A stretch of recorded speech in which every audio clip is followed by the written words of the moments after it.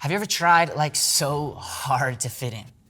To feel good enough, maybe even just feel somewhat good about yourself?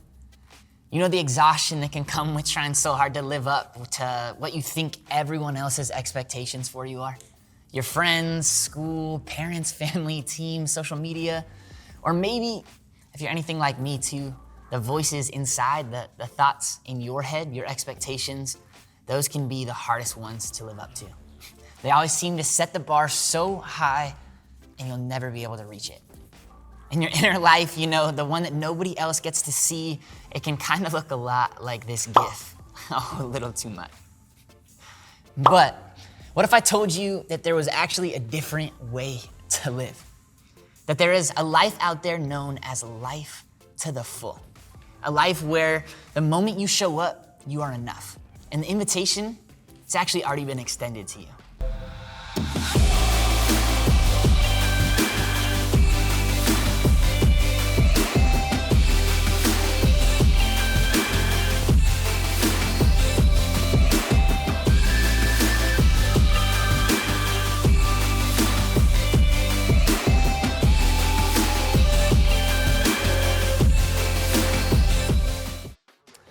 Yo, JHM, it's Steven, and welcome to week 2 of our We Are JHM series. And this week, we're gonna talk about the second of our 3 core values here at JHM, following Jesus.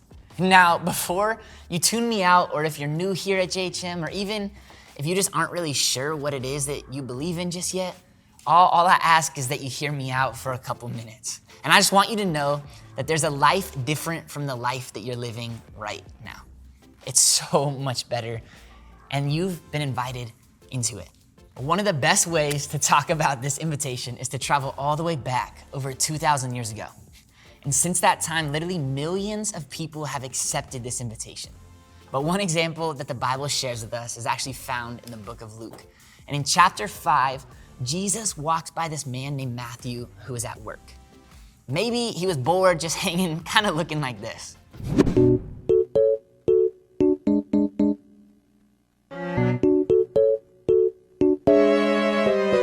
Just kidding.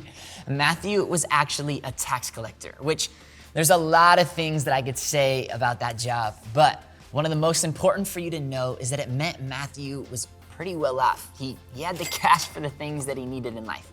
But the other side was that the rest of his people, the Jews, they didn't really like tax collectors at all. So Matthew probably didn't have the most friends. And Jesus extended an invitation, and he said 2 words that changed Matthew's life forever. Let's check it out. He shares, after this, he went out and saw a tax collector named Levi, or Matthew, sitting at the tax booth. And he said to him, "Follow me." And leaving everything, he, meaning Matthew, rose and followed him. Luke 5, 27 and 28. And these 2 words, "follow me," have marked the lives of millions. They've literally changed them for the better.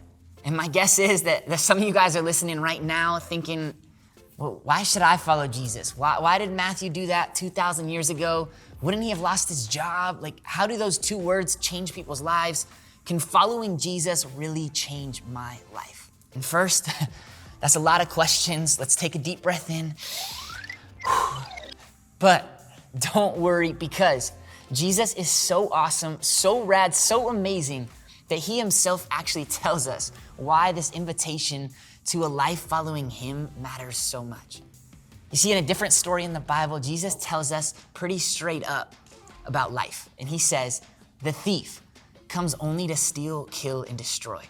But I have come that they may have life and have it to the full." John 10:10. Did you catch it? Did you hear what Jesus is offering you today? He's not just offering a boring, basic life. He's not offering a victory royale guaranteed, or that you'll be the best in your sport or instrument. He's not even offering free pumpkin spice lattes.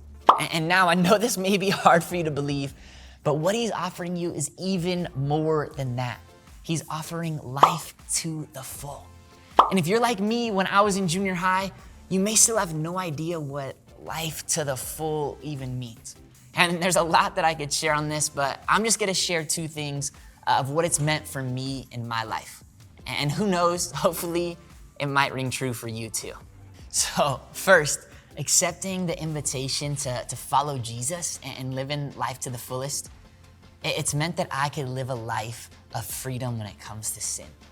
And you know what sin is, right? Our mistakes, our failures, our shortcomings in life, those times when we know the right decision and we still make the wrong one.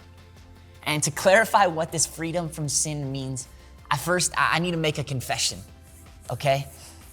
Are you guys listening? Here it is. I'm not perfect. I still make mistakes. I still sin. What? I know, mind blowing.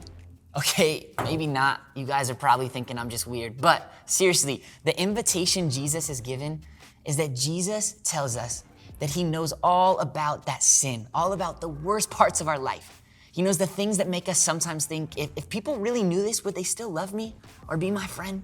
He knows every thought that makes us feel not enough, every hurtful word someone's ever said about us. He knows everything. And Jesus still looks us right in the eye. He smiles and he says, yes, I still love you. And there's so much freedom that can come in a life living like that. And second, following Jesus means that I get to be confident that I get to spend forever with Jesus in heaven. And for you, if you aren't fully sure what exactly heaven even is or what it looks like, don't worry, I'm not exactly sure what it looks like either. But I know two things about heaven that make me really excited for this. First, Jesus is gonna be there. That person that we were talking about who sees every part of us and says that we're enough. The guy who makes us always feel like we matter and belong. Yeah, he's gonna be there. And second, the Bible shares that there are no tears in heaven, no crying, no pain. Like, sign me up. And now that I've kind of shared two things with you, I want to challenge you with two things if you'll let me. And first, if you haven't made the decision to follow Jesus yet, or maybe you still have a lot of questions about what that even looks like, I want you to know that your small group is an awesome place to ask those questions. And I want to challenge you to have the courage today to ask those. And I promise no one's going to judge you. No, your leader's not going to be mad that you have questions. But who knows? Maybe it might even help open up the decision for you to follow Jesus today. And my second challenge is for those of you, maybe you've already heard this idea before. You've already made the decision to follow Jesus, which first, awesome. And second, I want you to try to think of someone in your life who might not know about Jesus. Or maybe they do and they're just unsure about the whole faith thing. Maybe it's a friend, a teammate, a family member. I don't know what it looks like for you. But I want to challenge you to talk to them about the life Jesus has given you. See, I'm not saying you need to give them an awkward invite to church right away or just shout out something or post on your social media. I'm just telling you that you can share about what Jesus has meant in your life. In the same way that you talk to them about your day or that girl or guy that you think is cute, that you would just share Jesus with them in that same way. See, I'm not saying that you need to invite them to church right away or tell them that they need to believe or force anything and force your opinion. No. I'm just asking that in the same way that you talk about your day with them or what food you want to eat or who the cute guy or girl is, that you'd share what Jesus has meant in your life and the freedom that he gives you. Well, it's awesome talking to you guys today. Week 2 of following Jesus, but you guys have heard from me enough. Let's hop into our small groups. Those are the cool people.